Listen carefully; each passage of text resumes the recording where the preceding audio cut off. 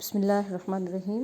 السلام علیکم اسٹوڈنٹس آج ہم گریڈ 7 کی اسلامیات کے سبق نمبر 3 کی طرف بڑھتے ہیں۔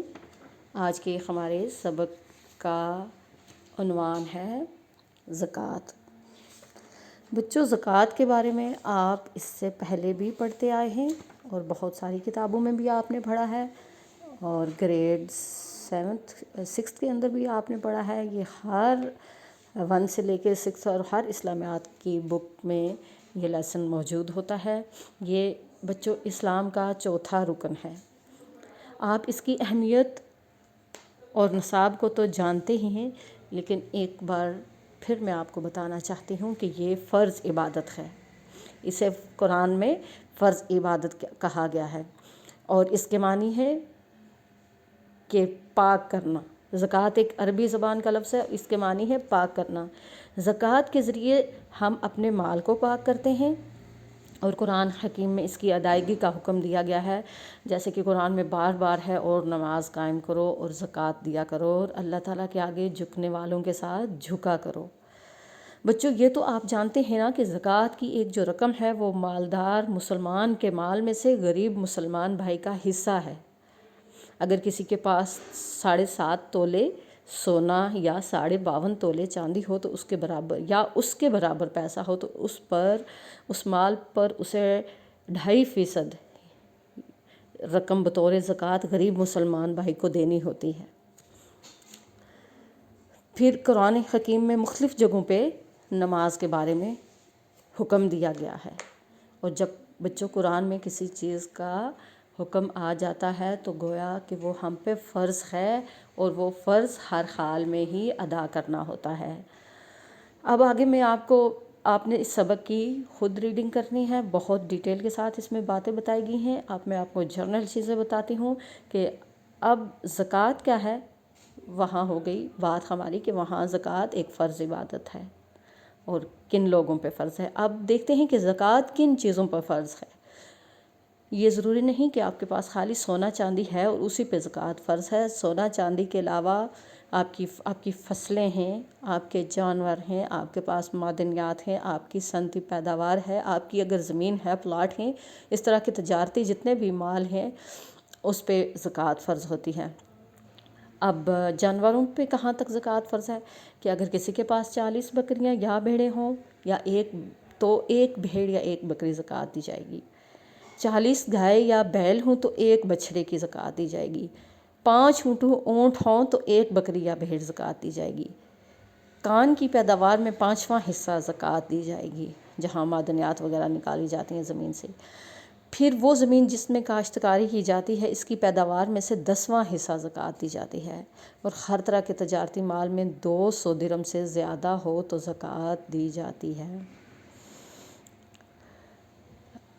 اب جس شخص کو اللہ تعالیٰ نے دولت دی اور اس شخص نے زکوٰۃ ادا نہ کی، روایات میں آتا ہے رسول اللہ صلی اللہ علیہ وسلم نے فرمایا کہ قیامت کے دن اس آدمی کے سامنے وہ دولت ایسے زہریلے ناگ کی شکل میں آئے گی کہ جس کے زہریلے پن سے اس کے بال جھڑ چکے ہوں گے، اور اس کی آنکھوں کے اوپر 2 سفید نقطے ہوں گے۔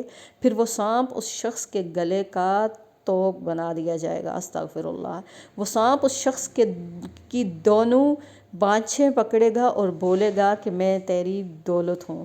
اور بچوں، اس حدیث سے زکوٰۃ کی ادائیگی کی اہمیت واضح ہو جاتی ہے۔ میں آپ کو آگے بتاتی ہوں کہ آداب زکوٰۃ کیا ہیں۔ زکوٰۃ جب آپ دے رہے ہیں تو ہر چیز کے آداب ہوتے ہیں نا، تو اب ہم دیکھتے ہیں کہ زکوٰۃ کے کیا آداب ہیں۔ زکوٰۃ صرف حلال کمائی سے دی جاتی ہے، یہ اس کے آداب میں یہ چیز شامل ہے، ہمیشہ یاد رکھیے گا۔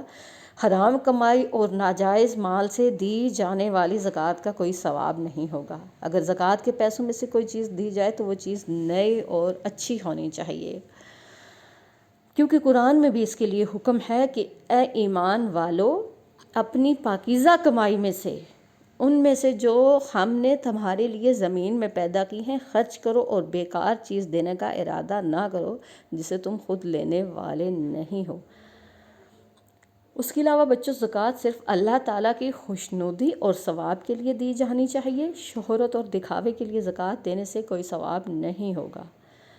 اس کے علاوہ زکوٰۃ ادا کرتے وقت یہ یاد ہے کہ ہم کسی پر احسان نہیں کر رہے، بلکہ یہ ہم پہ ایک چیز فرض ہے۔ اس کے علاوہ زکوٰۃ خاموشی سے دی جائے، یعنی دینے والے کو یہ جتایا نہ جائے کہ یہ زکوٰۃ کی رقم ہے، کیونکہ اس سے زکوٰۃ لینے والے کو تکلیف پہنچے گی، لہٰذا اس کی عزت کا خیال رکھنا چاہیے۔ بچوں، زکوٰۃ کے اب فوائد کیا ہیں؟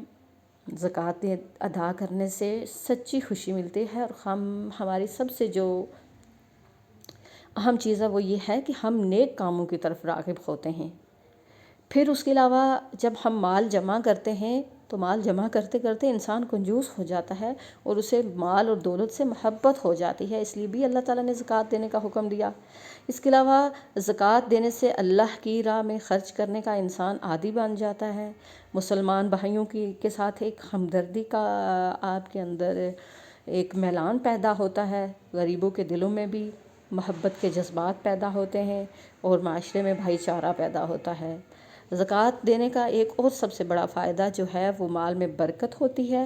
اللہ تعالیٰ کا وعدہ ہے کہ جو اللہ کی راہ میں کوئی چیز دے گا، اللہ تعالیٰ اسے بدلے میں 70 گنا زیادہ دے گا۔ اللہ اکبر! یہ تھا اللہ تعالیٰ کی راہ میں خرچ کرنے کا صلہ۔ اب بچوں یہاں پہ آپ کو اس سے پہلے تو آپ زکوٰۃ کے بارے میں پڑھتے رہیں، لیکن اصل رقم اور پھر زکوٰۃ کا نصاب یہاں پہ لکھا گیا ہے کہ اتنی رقم ہونی چاہیے اور اتنا اس میں سے زکوٰۃ ہونی چاہیے۔ تو بچوں، اب یہاں پہ سوالات کے جوابات دیے گئے ہیں۔